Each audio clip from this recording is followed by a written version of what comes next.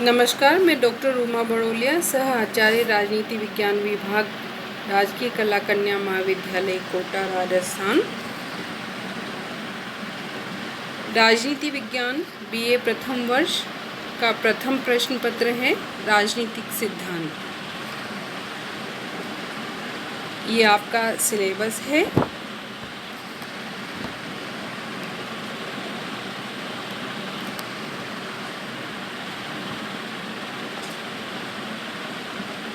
इसमें आपके लिए रिकमेंडेड बुक्स भी दी गई हैं, आप इन्हें देखें। पहला टॉपिक है आपका राजनीति विज्ञान का अर्थ। अरस्तु का ये महत्वपूर्ण कोटेशन आप सभी ने सुना ही होगा। समाज द्वारा संस्कृत मनुष्य सब प्राणियों में श्रेष्ठतम होता है, परंतु जब वह बिना कानून तथा न्याय के जीवन व्यतीत करता है तब वह सबसे अधिक भयंकर हो जाता है। यदि कोई मनुष्य ऐसा हो जो समाज में न रह सकता हो अथवा जो यह कहता हो कि केवल मुझे अपने ही साधनों की आवश्यकता है, तो उसे मानव समाज का सदस्य मत समझो। वह या तो जंगली जानवर है अथवा देवता। इसका अर्थ यह है कि मनुष्य स्वभाव से एक सामाजिक प्राणी है। सामाजिक प्राणी होने के कारण वह समाज में रहकर ही अपने योग क्षेम की साधना कर सकता है। उसकी व्यक्तिगत उन्नति सामाजिक जीवन पर ही आश्रित होती है। समाज के बिना मनुष्य का वह महत्व नहीं होता जो उसका समाज के एक अंग के रूप में होता है। अतः मनुष्य से संबंधित जितने भी शास्त्र हैं, उनका प्रतिपाद्य विषय व्यक्ति के रूप में मनुष्य न होकर समाज होता है। मनुष्य के पारस्परिक संबंध विभिन्न प्रकार के होते हैं। उन्हीं के आधार पर अनेक सामाजिक शास्त्रों का विकास हुआ है। जैसे मनुष्य के आर्थिक संबंधों को लेकर अर्थशास्त्र, नैतिक संबंधों को लेकर नीतिशास्त्र, सामाजिक संबंधों को लेकर समाजशास्त्र का विकास हुआ। इसी प्रकार समाज में रहते हुए मनुष्य के राजनीतिक संबंध भी होते हैं और उनके ऐसे संबंधों को लेकर जिस शास्त्र का विकास हुआ है उसे राजनीति शास्त्र या राजनीति विज्ञान कहते हैं।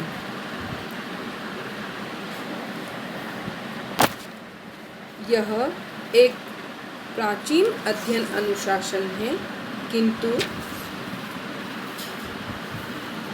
प्रारंभ में इसे स्वतंत्र अध्ययन अनुशासन के रूप में स्वीकार नहीं किया गया।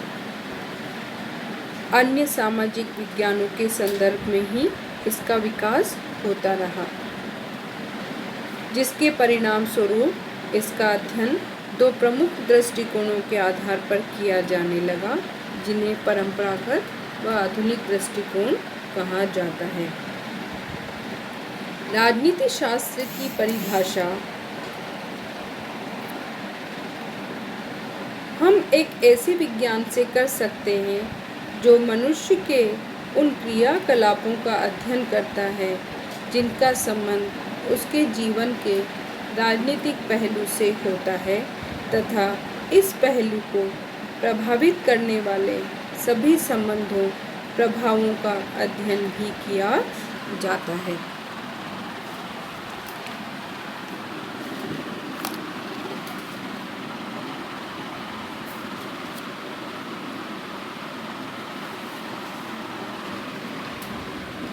अर्थात राजनीति विज्ञान के अंतर्गत राज्य, सरकार तथा अन्य संबंधित संगठनों व संस्थाओं का मानव के राजनीतिक जीवन के संदर्भ में अध्ययन किया जाता है। दूसरा टॉपिक है आपका terminological distinction, nomenclature of political science, अर्थात राजनीति विज्ञान के नाम विभेद, जिसका अर्थ है A system of naming things or the rule for forming terms in a particular field of arts or science. The principles of naming vary from the relatively informal conventions of everyday speech to the internationally agreed principles, rules, and recommendations that govern the formation and use of the specialist terms used in any discipline.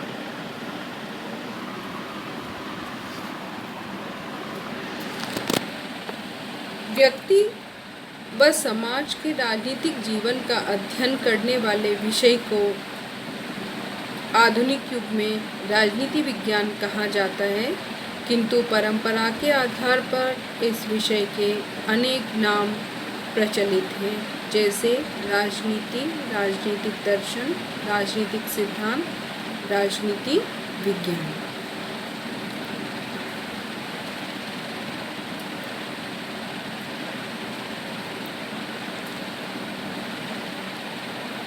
अन्य विकसित एवं प्रतिष्ठित सामाजिक विज्ञानों की भांति हमारे इस विषय का भी एक सुनिश्चित एवं स्थायी नाम होना आवश्यक है। यह एक समस्या है। इसके संदर्भ में जेलिनेक ने कहा है कि ऐसा अन्य कोई विज्ञान नहीं है जिसे एक अच्छी शब्दावली की इतनी अधिक आवश्यकता हो जितनी कि राजनीति विज्ञान को है। अतः यह आवश्यक है कि हम इस विषय को प्रचलित नामों के अर्थ एवं गुण दोषों को समझते हुए इनके पारस्परिक अंतर को भी देखें, ताकि इसका उचित एवं निश्चित नाम निर्धारित किया जा सके। क्या हम इस अध्ययन विषय को राजनीति नाम दे सकते हैं?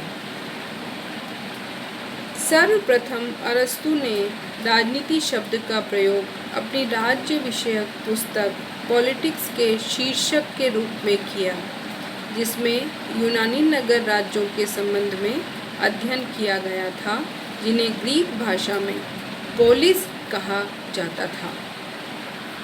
आधुनिक काल में जबकि नगर राज्यों का स्थान राष्ट्रीय राज्यों ने ले लिया है, कई विद्वानों ने इस विषय के लिए राजनीति शब्द का प्रयोग किया, जैसे हेरल्ड जे लास्की, विल्सन, फ्रेडरिक पॉलक आदि।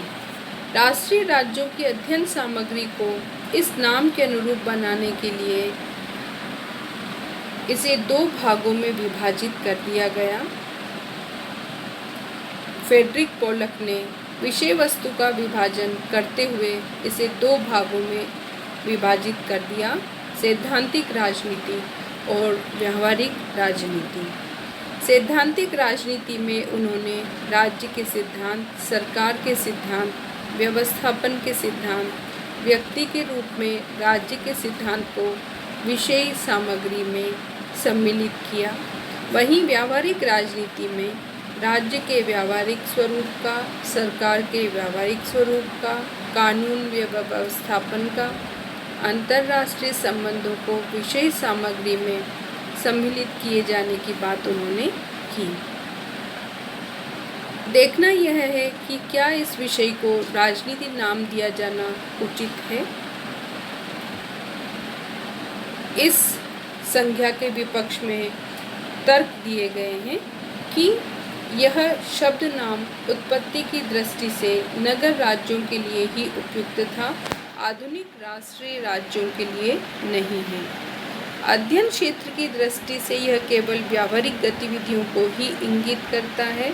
इसमें शास्त्रीय एकता का अभाव है, अर्थात स्थानीय, राष्ट्रीय, अंतर्राष्ट्रीय स्तर पर राजनीति का स्वरूप भिन्न भिन्न होता है। इसके अलावा यह अप्रतिष्ठित शब्द है।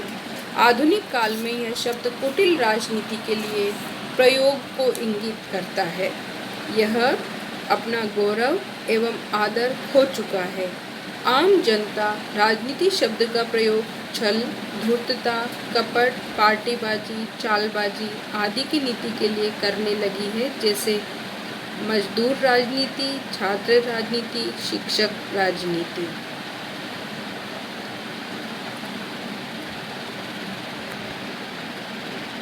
उपरोक्त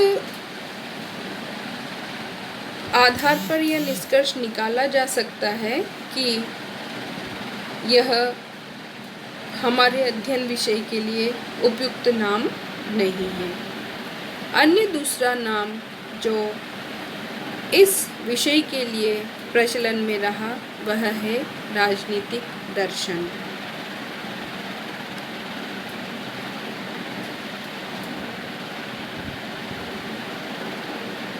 इस नामकरण के पक्ष और विपक्ष दोनों में ही तर्क दिए गए हैं, जो इस प्रकार है। पक्ष में पहला तर्क है कि यह हमारे विषय की सैद्धांतिक प्रकृति के अनुरूप है। इस पक्ष के विद्वानों का मानना है कि इस विषय के अंतर्गत दुनिया के विभिन्न राज्यों का व्यावहारिक अध्ययन नहीं किया जाता, अपितु स्वयं राज्य नामक संस्था का सैद्धांतिक अध्ययन किया जाता है। यह विषय राज्य की उत्पत्ति, विकास, प्रकृति, उद्देश्य, प्रभुसत्ता, नागरिक अधिकार, कर्तव्य जैसे सैद्धांतिक पक्षों का अध्ययन करता है। इस विषय की मूल प्रकृति ही सैद्धांतिक है, अतः इसे राजनीतिक दर्शन का नाम दिया जाना चाहिए। उनका मत है कि राजनीतिक दर्शन दुनिया के विभिन्न वास्तविक राज्यों का व्यावहारिक अध्ययन नहीं करता, अपितु इन वास्तविक राज्यों के प्रतिनिधि के रूप में आदर्श राज्य का सैद्धांतिक अध्ययन करता है। इससे हमारे अध्ययन विषय में शास्त्रीय एकता उत्पन्न होती है। इसके अतिरिक्त यह स्वयं में एक अति प्रतिष्ठित शब्द है, जिसका प्रयोग उच्च श्रेणी के आधारभूत ज्ञान के लिए किया जाता है, जो मानव जीवन को पूर्णता प्रदान करता हो। अतः हमारे विषय के लिए राजनीतिक दर्शन नाम सर्वथा उचित है। कुछ विद्वानों ने इस नाम के विपक्ष में तर्क देते हुए कहा है कि यह अध्ययन क्षेत्र की दृष्टि से अनुपयुक्त संज्ञा है। उनका मत है कि राज्य एवं अन्य राजनीतिक संस्थाओं का अध्ययन सैद्धांतिक एवं व्यावहारिक दोनों ही दृष्टियों से किया जाना चाहिए, किंतु राजनीतिक दर्शन संपूर्ण विषय के मात्र सैद्धांतिक पक्ष का अध्ययन करता है। इसके अतिरिक्त अन्य तर्क है कि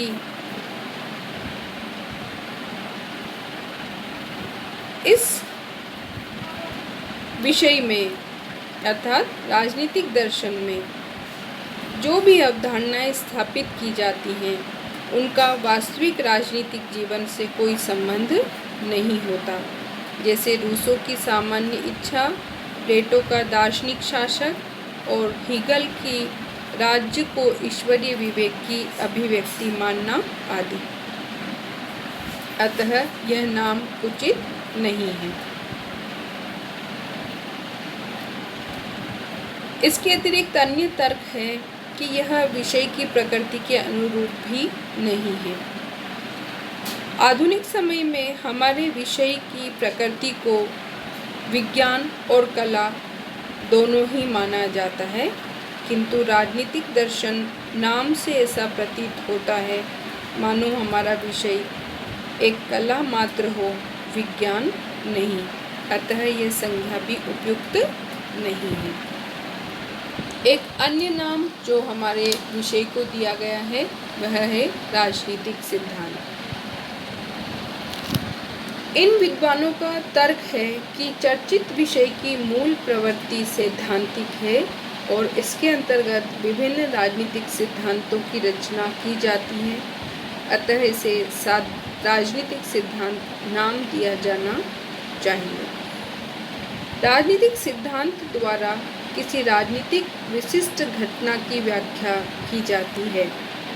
यह व्याख्या सामान्य, विवरणात्मक एवं अमूर्त शब्दों में हो सकती है, किंतु जब यह व्याख्या अपनी प्रकृति से दार्शनिक, मूल्य प्रधान, नैतिक एवं काल्पनिक होती है तो इसे नॉर्मेटिव पॉलिटिकल थ्योरी अर्थात मानकात्मक राजनीतिक सिद्धांत कहा जाता है। प्लेटो, रूसो, कांट, हीगल आदि विद्वानों के राजनीतिक चिंतन में मौजूद राजनीतिक सिद्धांत इसी प्रकार के हैं। किंतु जब राजनीतिक सिद्धांत द्वारा प्रस्तुत व्याख्या अपनी प्रकृति से भौतिक, वस्तुनिष्ठ, कारणात्मक एवं तथ्यात्मक होती है तो राजनीतिक सिद्धांत को एम्पिरिकल पॉलिटिकल थ्योरी अर्थात अनुभववादी राजनीतिक सिद्धांत कहा जाता है। Charles Merriam, David Easton, Harold Lasswell आदि की राजनीतिक रचनाओं में यह राजनीतिक सिद्धांत देखने को मिलते हैं।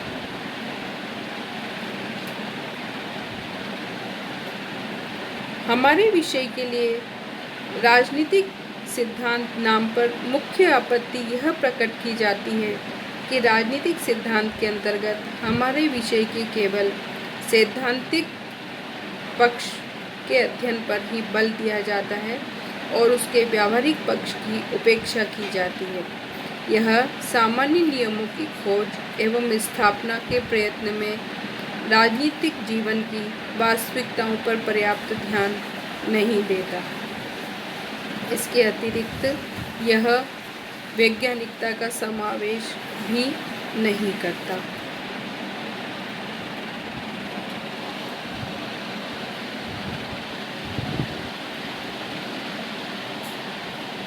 हमारे विषय को वर्तमान काल में अनेक विद्वानों ने राजनीति विज्ञान नाम देना उचित माना है। यह उल्लेखनीय है कि गॉडविन एवं मेरी वुल्सटॉर्नेक्राफ्ट ऐसे विद्वान हैं जिन्होंने सर्वप्रथम इस विषय को राजनीति विज्ञान नाम दिया। Vico, Hume, Seeley, Sidgwick, Bryce, Burgess, Willoughby, Gettell, Gardner, Gilchrist आदि विद्वानों ने भी इस विषय को राजनीति विज्ञान ही कहा। 1948 ईस्वी में यूनेस्को के तत्वावधान में हुए राजशास्त्रियों के सम्मेलन ने भी इस विषय को राजनीति विज्ञान की संज्ञा देना उचित माना है। इस नामकरण पर कई विद्वानों ने पक्ष में तर्क दिए हैं जो इस प्रकार हैं। यह अध्ययन दृष्टि से उपयुक्त नाम है। इसके अंतर्गत विषय के सैद्धांतिक व व्यावहारिक दोनों ही पक्षों का अध्ययन किया जाता है। दूसरा तर्क है कि यह विषय की प्रकृति के अनुरूप है। यह विज्ञान और कला दोनों ही पक्षों का अध्ययन करता है। समाजशास्त्र एवं मनोविज्ञान की तरह ही राजनीति विज्ञान भी मूलतः एक सामाजिक विज्ञान है और यह अपने विषय के दोनों पक्षों का अध्ययन करता है। तीसरा तर्क है कि यह एक प्रतिष्ठित शब्द है, वर्तमान युग विज्ञान का है और इस दृष्टि से राजनीति विज्ञान नाम उचित प्रतीत होता है। वस्तुतः विज्ञान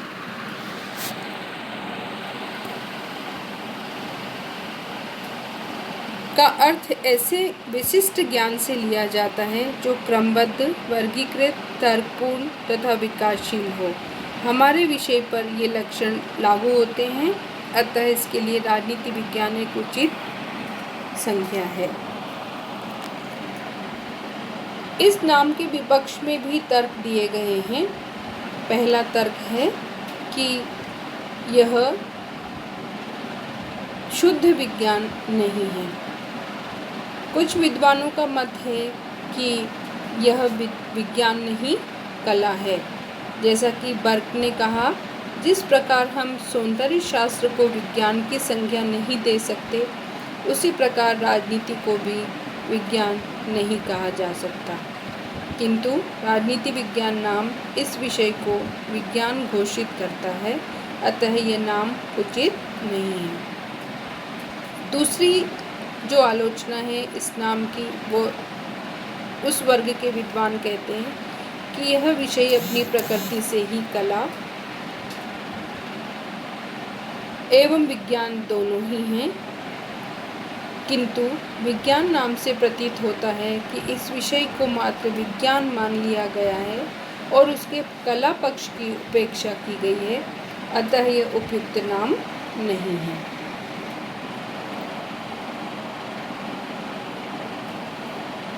संपूर्ण विवरण से स्पष्ट है कि इस विषय के लिए अनेक नाम प्रचलित रहे, जैसे राजनीति, राजनीतिक दर्शन, राजनीतिक सिद्धांत और विज्ञान, किंतु हमारे विषय के लिए प्रचलित सभी नामों में राजनीति विज्ञान नाम ही सर्वाधिक उचित एवं मान्य है,